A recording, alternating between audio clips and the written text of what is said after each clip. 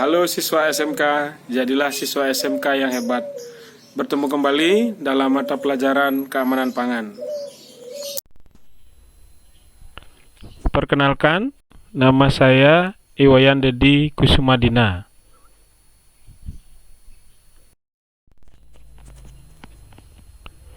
Selanjutnya akan dibahas mengenai tujuan pembelajaran. Yang pertama, siswa mampu menjelaskan pengertian air menurut satu referensi.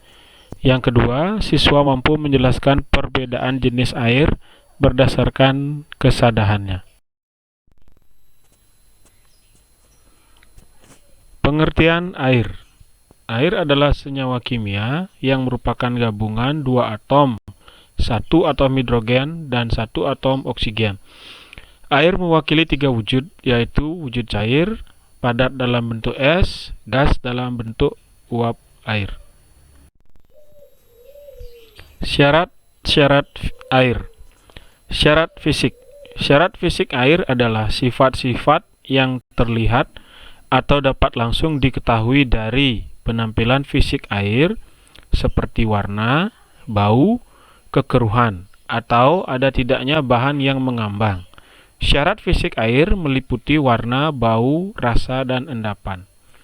Kesemuanya dipengaruhi oleh adanya bahan-bahan organik, lumpur, sisa-sisa sampah, atau gas-gas yang larut dalam air. Syarat fisik air antara lain tidak berbau, tidak berasa, tidak keruh, tidak berwarna. Syarat kimia air adalah syarat kandungan unsur kimia yang diperbolehkan terdapat dalam air yang digunakan sebagai air minum atau untuk konsumsi. Salah satu syarat yang termasuk dalam persyaratan kimia air adalah nilai kesadahan air.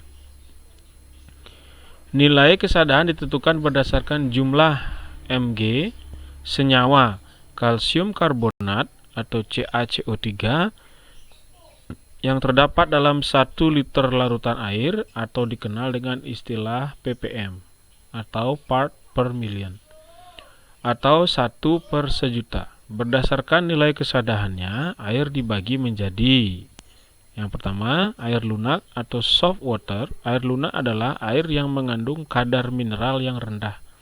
Biasanya mineral ion Ca2+ dan Mg2+, yaitu kurang dari 50 ppm kalsium karbonat atau CaCO3.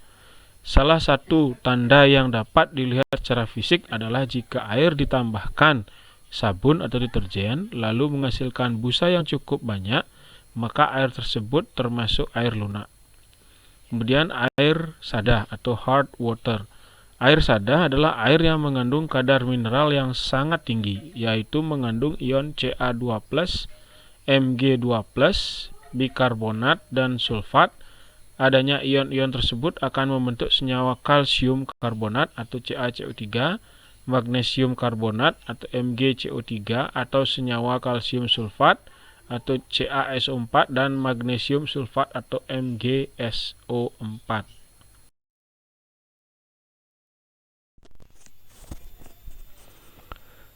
Air sada dapat dikelompokkan menjadi dua.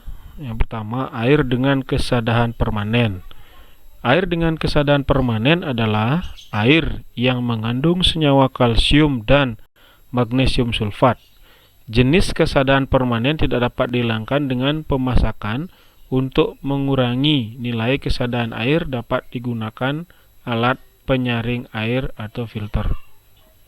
Yang kedua, kesadahan air bersifat sementara, yaitu air dengan kesadahan sementara adalah air yang mengandung senyawa kalsium karbonat, CaCO3, dan magnesium karbonat, MgCO3.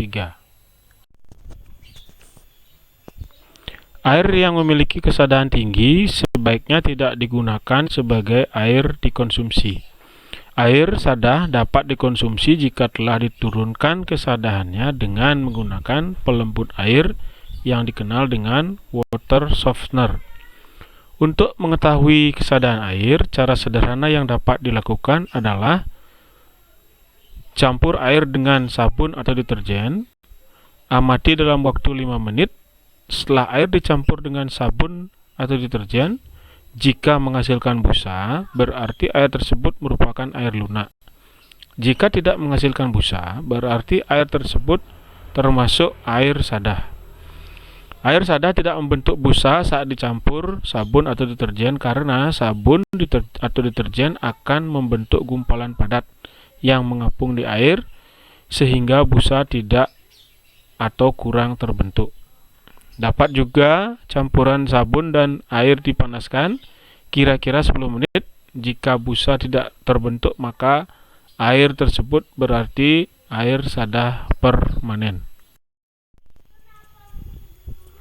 Walaupun tidak terlalu membahayakan, namun penggunaan air sadah dapat merugikan. Di antaranya, menurunkan efisiensi dari deterjen dan sabun, penggunaannya menjadi lebih banyak atau tidak ekonomis, menyebabkan noda pada bahan pecah belah dan permukaan meja kerja yang terbuat dari logam, bahan tekstil cepat kusam, menghambat saluran pipa pembilas dan saluran air, residu kesadahan air dapat melapisi panci dan elemen pemanas sehingga menurunkan efisiensi panas. Syarat kimia air untuk dikonsumsi ada dua, yaitu sebagai air bersih dan sebagai air minum.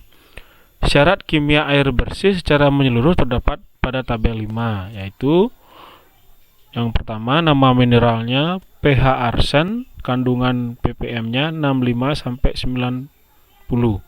Yang kedua, selenium air, kandungan ppm-nya 0,05. Yang ketiga, raksa besi, kandungan ppm-nya 0,01. Yang keempat, fluorida kadmium, kandungan ppm-nya 0,01. Yang kelima, kesadahan total klor, kandungan ppm-nya 1,0.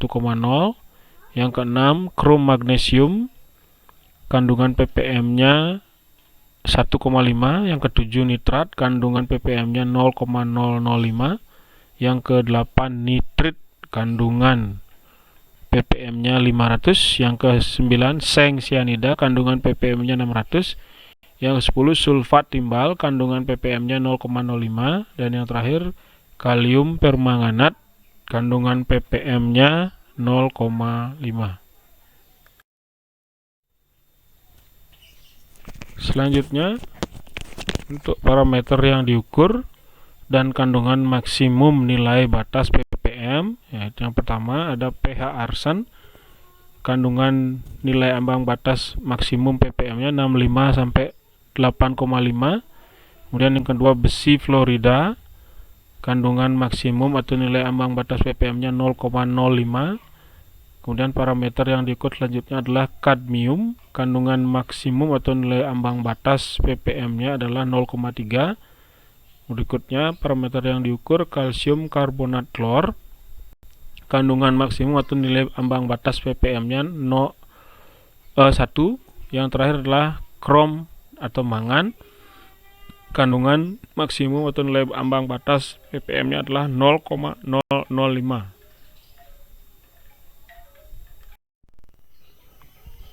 Selanjutnya, syarat-syarat air bersih, yaitu bebas dari bakteria E. coli, yaitu kurang dari 2 APM per 100 ml air dan tidak terdapat koloni per 100 ml air. Kemudian Clostridium perfringens-nya negatif dan salmonellanya juga negatif. Sampai di sini dulu ya siswa SMK Hebat. Kita bertemu lagi di pertemuan berikutnya di video pembelajaran keamanan pangan.